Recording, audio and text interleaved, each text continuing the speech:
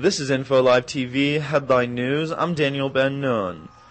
The race for the U.S. presidency enters its final hours on Monday, with polls showing Barack Obama holding a solid lead in his historic quest to become the first African-American president, while rival John McCain grasped for a last-minute comeback.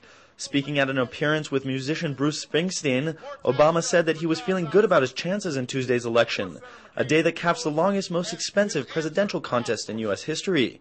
McCain, meanwhile, was racing through 7 swing states until Tuesday morning in a bid to persuade undecided voters that he, not his rival, was more qualified to lead the U.S. during a period of wars and economic crisis. And while the polls are just beginning to open, a large part of the electorate has already rendered their verdict. A record 27 million voters cast absentee or early ballots in 30 states as of Saturday night, with Democrats outnumbering Republicans in pre-election day voting in key states.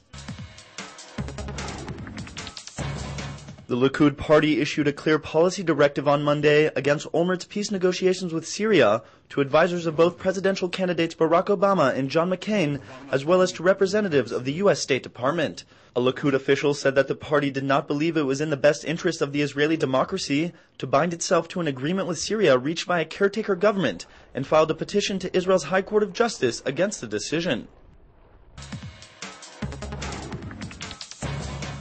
A European parliamentary delegation on Monday invited Hamas lawmakers to visit the European Union headquarters. While the invitation would seem to violate an EU boycott of Hamas, Ahmed Bahar, the acting speaker of the Hamas parliament, said the EU invited him and a delegation of the Palestinian Legislative Council to visit the EU headquarters in Brussels in March. The move seems to be largely symbolic, as Hamas leaders are unlikely to be allowed to leave the territory.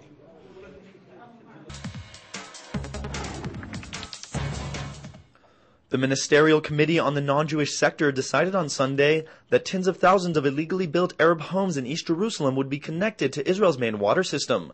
Representatives of the Association for Civil Rights in Israel, which raised the issue, had told the committee that the severe shortage of water was leading to major hygiene problems. The decision will benefit an estimated 160,000 Palestinians living in East Jerusalem homes built without proper permits from the city. A U.S. Army spokesman said on Monday that the U.S. military has kicked out a soldier after he beat a Jewish trainee who complained about religious harassment in their basic training unit.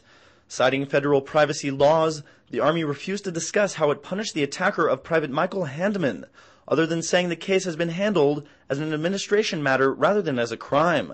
That all changed on Friday after a director from the Anti-Defamation League met with top U.S. military officials. That's all for Info Live TV, Israel's only internet television network that broadcasts in 4 languages from Jerusalem to the world.